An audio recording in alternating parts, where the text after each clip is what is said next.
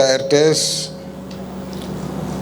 emboîte le pas sur la territorialisation des politiques publiques.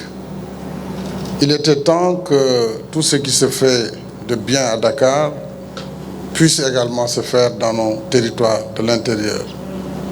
Et cela, le sens même de l'équité territoriale, et c'est le sens de toute la politique que je mène pour mettre un terme aux injustices sociales. La RTS, je l'ai dit, n'est pas seulement la chaîne nationale, c'est la première chaîne. C'est celle qui concentre en son sein le plus grand nombre de professionnels de l'information, de la communication. Un personnel bien formé, un personnel dévoué, qui comprend parfaitement le sens de sa mission. Vous savez que par ces temps de diversité et de libération, tous azimuts, des ondes, des réseaux sociaux, il était difficile pour une chaîne nationale qui doit avoir un discours responsable de pouvoir tenir sa place. Ça, vous le faites grâce à votre professionnalisme. Vous le faites grâce également à l'engagement de votre directeur général qui sait qu'il peut compter sur moi pour tout le soutien que l'État doit vous apporter et de façon globale, tout le soutien que nous devons apporter aux médias publics et à l'audiovisuel public. J'ai souvent dit, et je suis un critique, vous savez, de la RTS, j'ai souvent appelé le directeur général lorsqu'il y a des choses qui me paraissent être nécessaires à corriger, mais cela n'empêche pas que je suis très fier des productions de la RTS. La télévision qui parle dans toutes nos langues, et c'est très important dans l'unité nationale, la concorde et la cohésion nationale. C'est important que les ethnies se sentent chez elles, avec vous, avec leurs émissions. Cela, vous ne pouvez même pas imaginer l'importance que ça fait dans notre recherche permanente de bâtir une nation. Cette volonté commune de vivre ensemble, telle que vous le disiez tout à l'heure.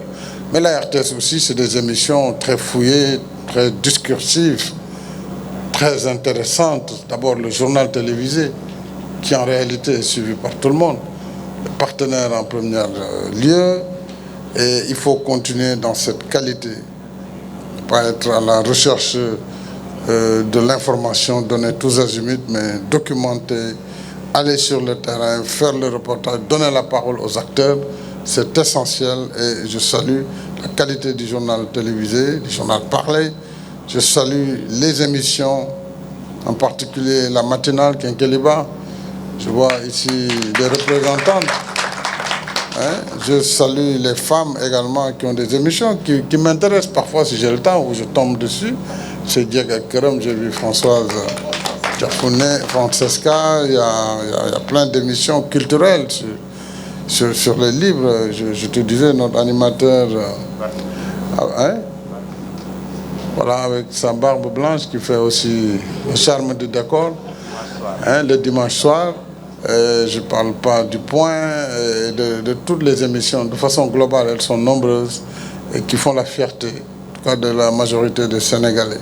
Donc, longue vie à la RTS. Ce bâtiment, cette modernisation va coûter TTC plus de 33 milliards de francs CFA.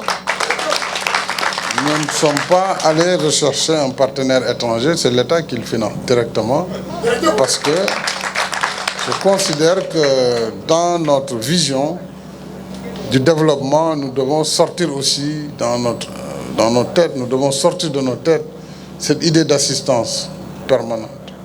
C'est-à-dire que nous devons travailler par nous-mêmes et faire par nous-mêmes ce dont nous avons besoin.